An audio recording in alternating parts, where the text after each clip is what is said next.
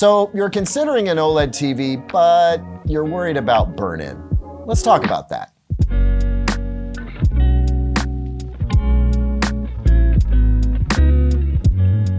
Welcome back, everyone. I'm Caleb Dennison, and today I want to talk about the risk of burn-in with OLED TVs.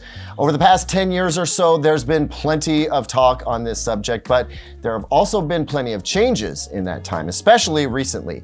You may have heard conflicting stories from OLED TV owners, some saying they've had zero problems, others saying they've gotten burned bad.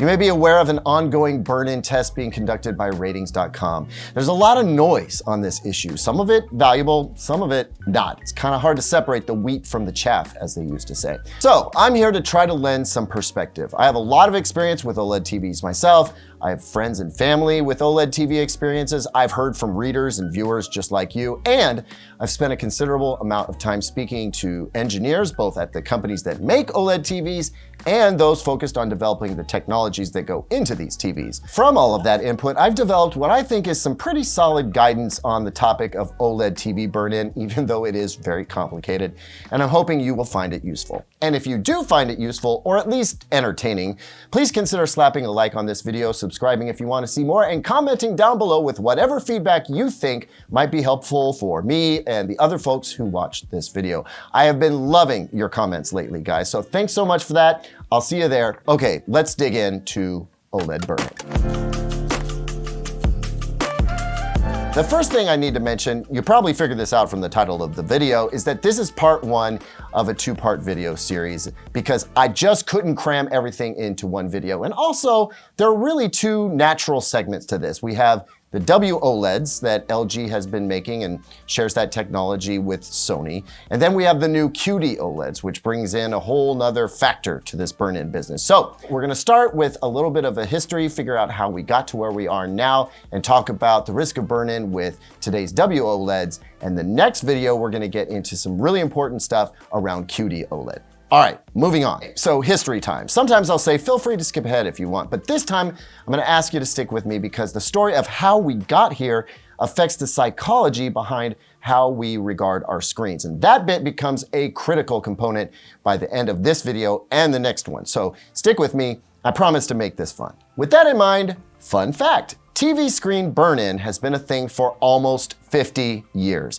It was first noted on early monochrome computer monitors, probably because those were the first CRT display devices that were tasked with showing the same image on the screen for really long periods of time.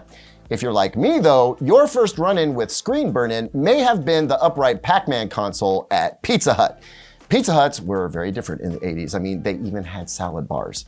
Anyway, the problem back then was that the phosphors on the back of the screen glass were permanently damaged by having to display the same thing for long periods of time, be that the border of a program window or the maze barriers on Pac-Man. It became so common that the screensaver was created to prevent it from happening. Still, burn-in wasn't commonly seen on TVs in folks' homes because, for one thing, it was rare that a TV would display static images in the first place, let alone for extremely long periods of time. There wasn't much of that kind of content that could cause burn-in, and I suspect people on average maybe didn't leave their TVs on for quite as long back then. I know my family and friends didn't. But then the plasma TV came along and people started noticing burn-in on their televisions at home. Interestingly, plasma TVs still used phosphors to emit red, green, and blue light, but they used a different method to excite those phosphors.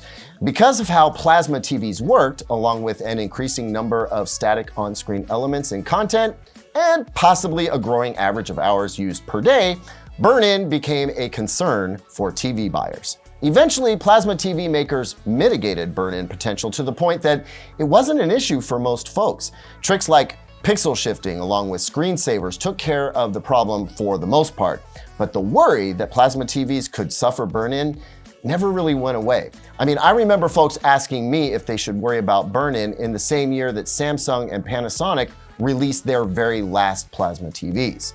So when LCD TVs started becoming more popular, you can understand that one of the reasons they might be preferred is because they didn't really suffer from the risk of burn-in.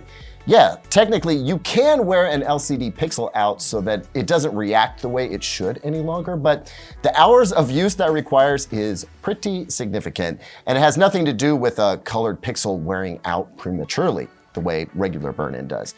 Safe to say, burn-in, as we've always understood it, isn't a problem for LCD TVs. Now, here's the interesting thing. The growing popularity and ubiquity of LCD TV technology is an important factor in the changing psychology around how we regard our screens now. That lack of burn-in risk changed what we expected from our display screens. With LCD, you can pretty much display whatever you want for as long as you want and suffer no consequences. Think about that for a moment. With no risk of something bad happening, no matter what you do, then why worry about what you do? You don't. You put whatever you want on that screen and you don't worry. In fact, you just come to expect that everything will be fine. That kind of freedom, if you will, is something that is unique to LCD TVs. But so many folks have bought so many LCD TVs and have had them for so long that they've gotten used to that carefree reality. And then OLED came along. This super premium display technology that looks amazing with its perfect blacks and awesome contrast and deep, rich colors, truly premium picture quality, and a premium price to match. What was true 11 years ago continues to be true today. If you want OLED, you're gonna pay handsomely for it. Though to be fair, OLED prices have come way down. But wait, this newer, more premium display technology suffers from burn-in? What? I mean, isn't that like going backwards? I understand why folks might see it that way. Burn-in is an old TV tech problem. My new expensive TV shouldn't have an old TV problem, right? Oh, but they do. They did. I mean, sometimes. OLED TVs use organic compounds, and those organic materials have a half-life.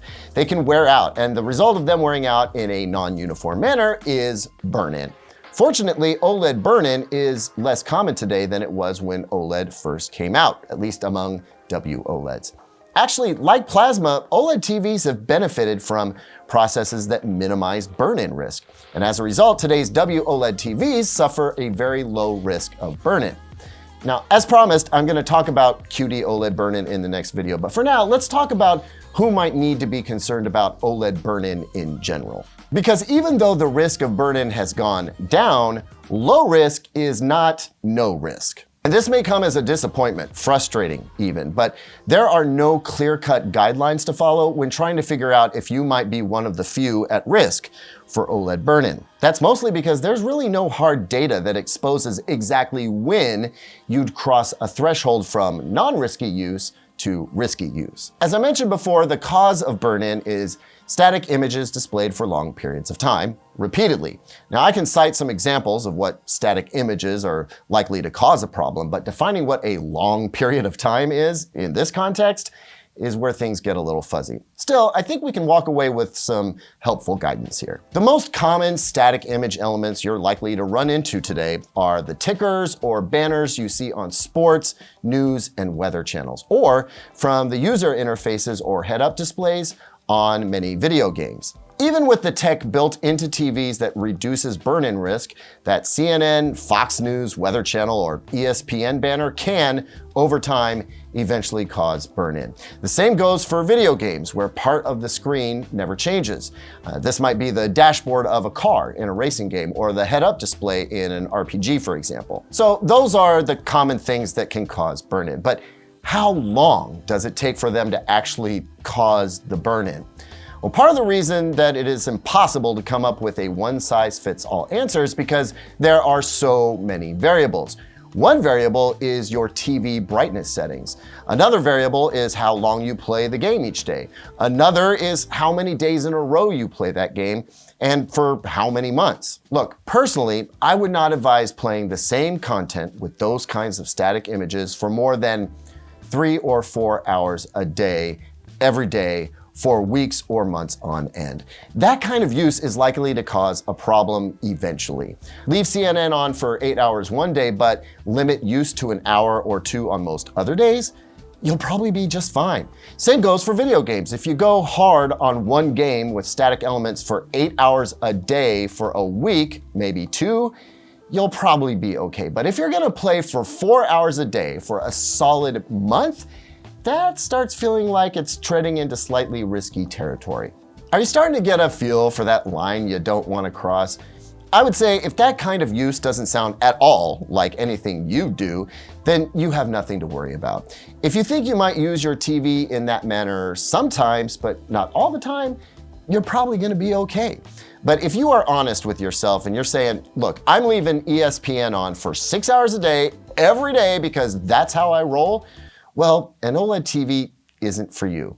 You wanna drive your TV hard, and that's fine, no judgment. But OLEDs don't like to be driven hard. The freedom that you seek, maybe the freedom you got used to and expect, it's in an LCD-based TV. And those have gotten pretty amazing as well.